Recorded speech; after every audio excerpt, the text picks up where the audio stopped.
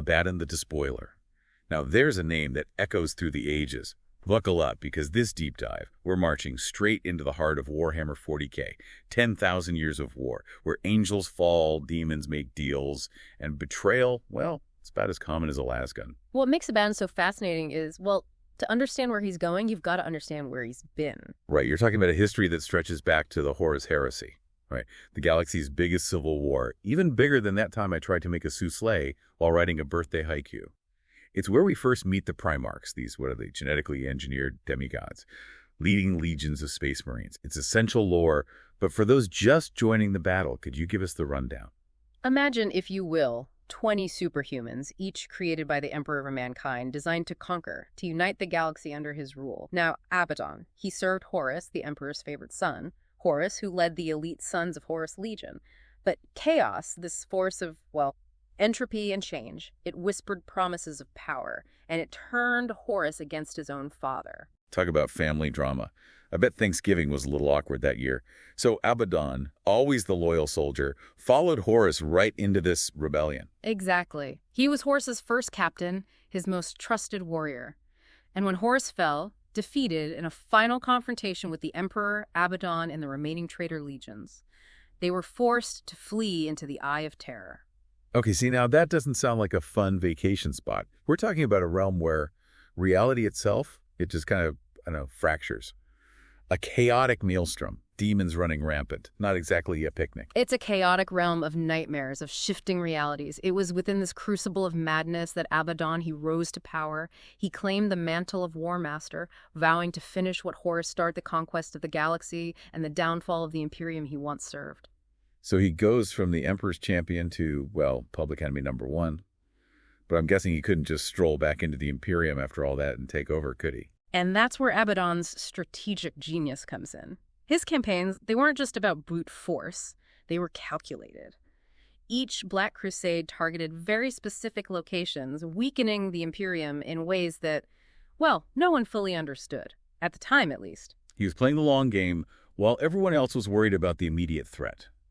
Tell me more about these Black Crusades. What made them so significant beyond, the whole widespread destruction thing? They were designed to achieve a very specific goal, the destruction of the pylons. Pylons, okay. Those don't sound particularly threatening on the surface. What were they, and why were they so important to Abaddon's master plan? Imagine the pylons as, well, ancient locks, holding back the full force of the warp from spilling into reality. They were scattered across the galaxy, dormant but vital. And Abaddon, he recognized their significance. He targeted them one by one during his Black Crusades. His systematic destruction of these pylons culminated in, well, the creation of the Great Rift. Okay, now that's just bad for everyone. Chaos erupting across the galaxy. It makes the Horus Heresy look like a minor disagreement. Yeah. But what gets me is this meticulous planning. The patience to spend millennia manipulating events to achieve your goal. That's dedication. That's what makes Abaddon so compelling. He's not just a brute, a warlord. He's a master strategist, a cunning manipulator. He understands the power of time, of patience. He spent millennia studying the Imperium, identifying its weaknesses, and exploiting them with ruthless efficiency. It's like he's playing a game of chess against a galaxy that barely understands checkers. So after splitting reality, throwing the Imperium into chaos, what's Abaddon been up to? Even he needs a break after pulling off something that big, right? Abaddon doesn't rest. He's allied himself with a being of, well, pure artifice, terrifying power, Vashtor the Archifame. Okay, yeah, there's a name that'll keep you up at night. Who is this Vashtor, and what kind of alliance could the Warmaster of Chaos possibly forge?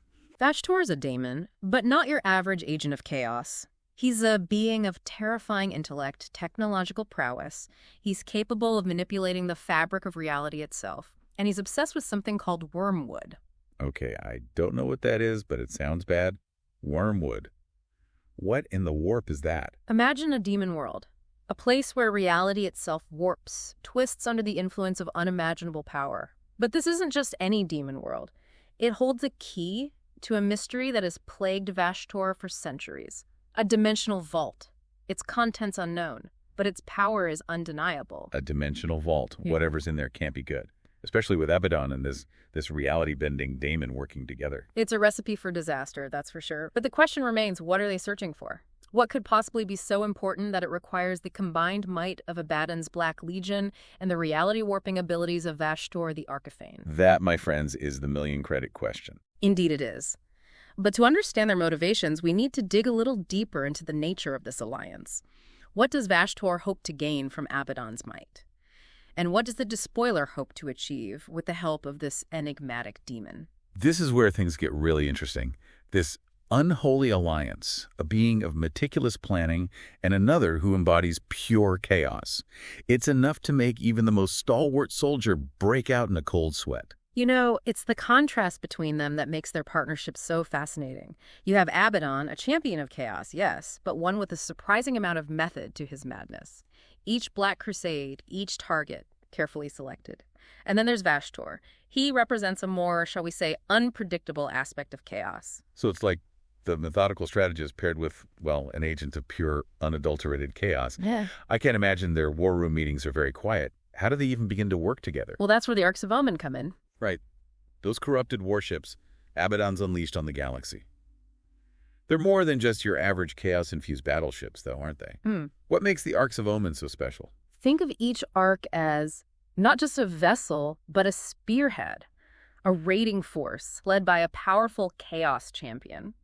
Each one with their own ambitions, their own rivalries simmering beneath the surface. Okay, so it's like giving a bunch of, I don't know, pyromaniacs flamethrowers and telling them to work together. This can only end well, right? That's precisely where Abaddon's true genius emerges, you see. He unleashes these Arcs of Omen, these chaos champions, knowing full well their ambitions will clash, their desires will conflict. He's created a system of chaos where even as they fight amongst themselves, they ultimately serve his grand design. It's like he's playing 4D chess while everyone else is still trying to figure out checkers. So he's not just fighting the Imperium, he's pitting his own forces against each other, using their ambition to fuel his own goals. This is some next-level strategic thinking, the kind that gives you nightmares. And let's not forget about Abaddon's personal power. We're not talking about some distant figure, commanding from afar. He leads from the front, clad in the cursed armor of Horus himself, wielding the Daemon Blade Draknian. Okay, but leading from the front's one thing. This is Abaddon the Despoiler we're talking about. He's gone toe-to-toe with the best of the Imperium and lived to tell the tale. He even faced Robut Guilliman, the Primarch of the Ultramarines, in single combat. Wait, he fought Guilliman and survived. Okay, that's not just impressive, that's practically unheard of. It speaks to his raw power, his martial skill. He may not have won a decisive victory, but the fact that he wounded Guilliman, a being who has stood against gods and lived to tell the tale, that's a testament to Abaddon's strength. Okay, yeah, I'm starting to get why Abaddon's considered public enemy number one. He's got this strategic mind to plan a war that lasts for millennia, the charisma to unite all these disparate chaos factions, and the raw power to go head-to-head with a Primarch. That's a pretty terrifying resume. And the most unsettling part, we've only seen a fraction of his true power. His alliance with Vashtor, the search for Wormwood, the Arcs of Omen. It all suggests a plan of such scale it's almost impossible to comprehend. It's like watching a symphony of destruction being orchestrated by a master composer. Every note, every instrument, carefully placed to create this masterpiece of chaos. But what happens when the music stops? What's the end game here? Now that's the question that haunts the Imperium, that haunts every faction in the galaxy. Does Abaddon seek to rule over a galaxy consumed by chaos? To remake reality itself in his own image? Or is he searching for something even more unknowable, something tied to the very nature of existence itself? And the answers, like everything else with Abaddon, are shrouded in shadow and whispers. One thing is certain, however. What's that? The galaxy will never be the same. So we've dug deep into the history of Abaddon, unearthed the secrets of his strategy. But there's one question that still lingers, like the smell of burnt promethium. What does Abaddon actually want? What happens if he wins? It's a question that has puzzled even the highest echelons of the Imperium. Some believe that, Abaddon seeks to replace the Emperor, to establish a new order ruled by the power of the warp. Emperor Abaddon, sitting on a throne of skulls, ruling over a galaxy consumed by chaos. Comforting thought. Others believe his goals are, far more destructive, that he aims to unravel the fabric of reality itself, to reduce everything to a swirling sea of pure chaos. Okay, so not great options either way. Is there anything that points to which way he might be leaning? Even Abaddon's closest lieutenants, those who have fought by his side for millennia, they remain uncertain.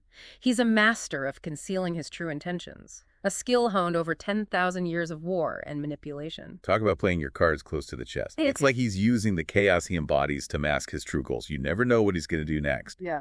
But it's more than just personal ambition, right? We're talking about chaos itself.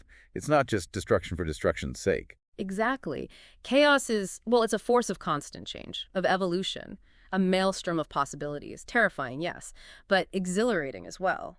To see it only as a force of destruction is, well, to misunderstand its true nature.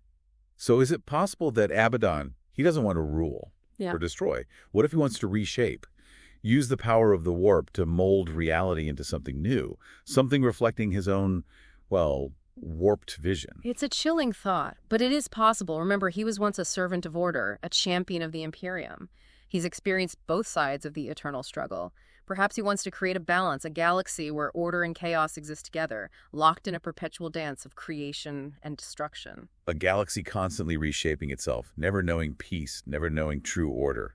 That's a pretty terrifying thought, and a far cry from the Imperium he swore to serve. And that's what makes Abaddon such a fascinating figure. He embodies the contradictions at the heart of Warhammer 40,000. A champion of chaos who values order, a destroyer who once sought to build. Abaddon the Despoiler. He's more than a villain, more than just a warlord. He is a force of nature, a harbinger of change, and the galaxy will never be the same as long as he walks its shattered reality. He's a reminder that in the grim darkness of the far future, there is only war. And sometimes, the greatest threat comes from those who have already lost everything. Until next time, happy deep diving.